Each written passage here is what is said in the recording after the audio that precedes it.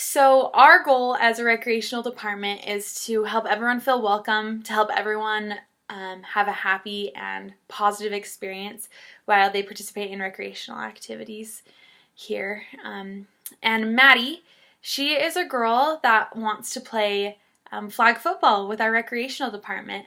And Maddie is a wonderful young girl. She was born with severe cerebral palsy, and she's been in a wheelchair her entire life. She's not able to control her wheelchair, and she has always had to be wheeled around by someone else. And she wants to play flag football. And when her mom came up to me and asked about if this would be a possibility or a possible opportunity for Maddie, she was kind of afraid to ask. She was afraid of being rejected or sent away, that we wouldn't allow Maddie to be part of our team. And that's the first thing that I really want to focus on as a team and to change. I want everyone to know that we are a fully accessible recreational department, and no one should ever feel afraid, regardless of their abilities, to approach us and to ask to be part of one of our teams. And so one way that I want to implement that is to change the way we advertise for our leagues. So for instance, with our flag football league, I want to put out flyers that have pictures of kids with disabilities on front and center so you can see them. And then I want the words to be exactly the same as any other league or team flyer you would see. So something like Flag Football League for boys and girls ages 8 through 14. That's all it has to say. I mean, it can say our address, our phone number, like the information they need to come. But then right there, front and center, have a picture of a child that is fully able and a child that has disabilities right there that you can see them. We don't want people to think that no one on our team has disabilities, as well as we don't want to think it's completely secluded to people with disabilities. It's fully accessible for everyone. Next is something I want to talk about is our registration process, which we've started with Maddie's mother, but I want to talk about for future instances. So for Maddie, for instance, when her mother began registering for Maddie, we want to get specific and important details to know exactly what Maddie needs, how we can help her, and how she can have a really enjoyable experience and stay safe and really be a part of the team. Now, when I thought about this, I thought about, well, who knows Maddie's needs and who knows what kind of accommodations she's going to need the most? And the answer is Maddie. Maddie knows better than anyone how certain situations make her feel, what things are hard for her, and what things she can and cannot do physically. And so the first person that we ask is Maddie. Now, Maddie has a hard time communicating verbally, but her mother, when she came, provided her with a communication board, and she was able to type out simple sentences to us and talk to us and communicate to us that way. So the first person that we ask is Maddie, or the child with the disability. We ask them what we can do to accommodate to them and to help them. Then next we would ask Maddie's mom, or the child's parent or caregiver, whoever came with them to register for them, that knows them well and understands their needs as well. And we ask, what accommodation she's going to need, what special requests they have, and things that they've seen that have helped in the past to help this child feel included and be able to participate in these kinds of activities. Something that I want to implement for Maddie is to have one-on-one coaching.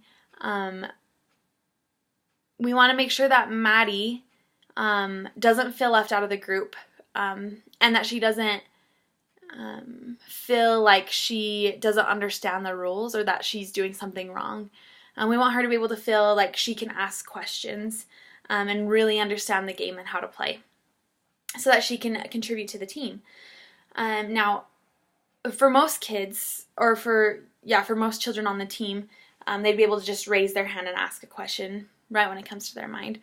Because this is difficult for Maddie, I think one-on-one coaching would be very, very helpful for her. So she has the time to write on her communication board a question that she has that she can ask the coach.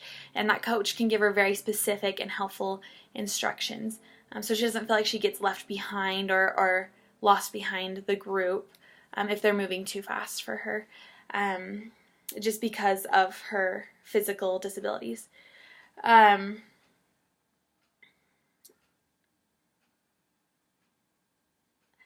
Something else that I already know we're gonna have to implement, even before we got any of Maddie's information or what Maddie and her mother said would be accommodations that we need to put in place. Something that I already know that we're gonna need to do because she is in a wheelchair is that we need to have a fully accessible field.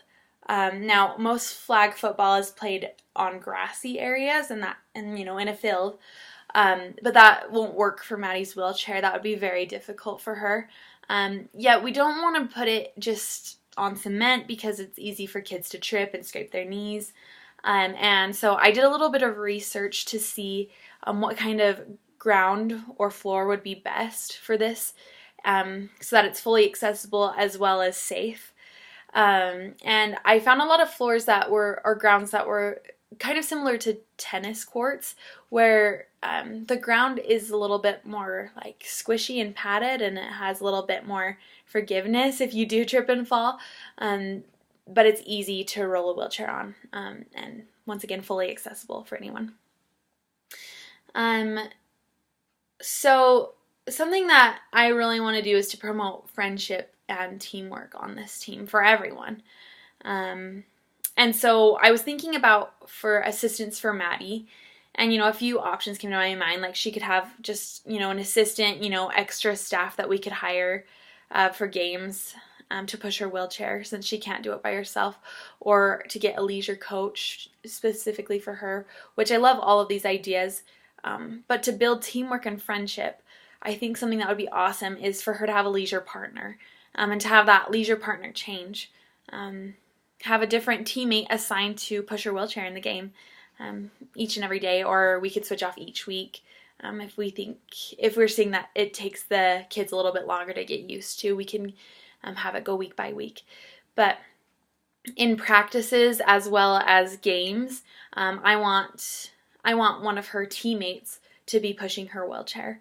Now, of course, the rules are going to have to change a little bit because Maddie, because of her cerebral palsy, she may or may not be able to grab the flags off of other players and play that way. And so the rules, we might have to accommodate to her and change the rules a bit. We may have to have one extra team player to be pushing her wheelchair and to be grabbing the flags as he or she runs with her.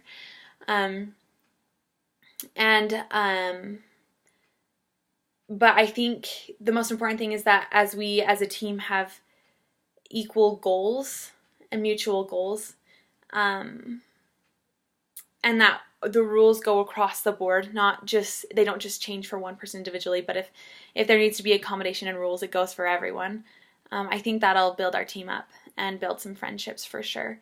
Another way that I want to promote friendship and teamwork throughout the team is to provide a lot of consistent and frequent opportunities for them to be acquainted with one another, especially because a lot of them probably haven't spent a lot of time around people that have disabilities like Maddie, giving them a lot of exposure to how her wheelchair works and what kind of things she needs to be helped and to be happy. I want to have team building games and exercises, of course, at practices, but then I also want to implement activities and outings outside of practice for the team, like movie parties and game nights and different things to help them really become friends and want to help one another throughout the games. Also, I think communication is just such a major key that we're going to have.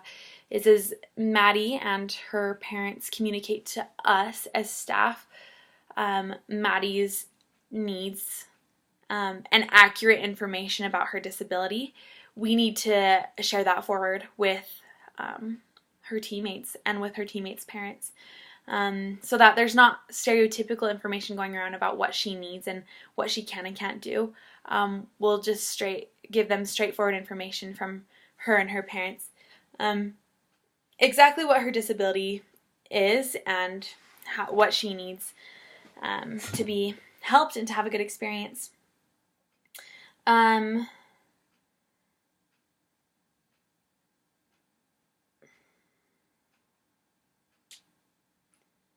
Oh, and lastly, I want to implement a lot of space and time for feedback and evaluations. I want to provide this for the participants, for parents, and for the leaders and staff that are working with this team, because there's always places that we can improve. These are the things that I've researched on and that I want to implement right now. But because every single person is different, there's not a one size fits all or a generic way to build up a team and to make it work. We need to be receiving feedback from everyone to know how we can improve and talk about what did work and how we can continue those practices, and what didn't work and why we struggled and why things became a problem and how we can avoid that or fix that in the future. I really truly believe that as we do these things as the recreational department, that Maddie and kids, other children that have disabilities, and just other children in general, everyone, will have a more pleasurable experience, that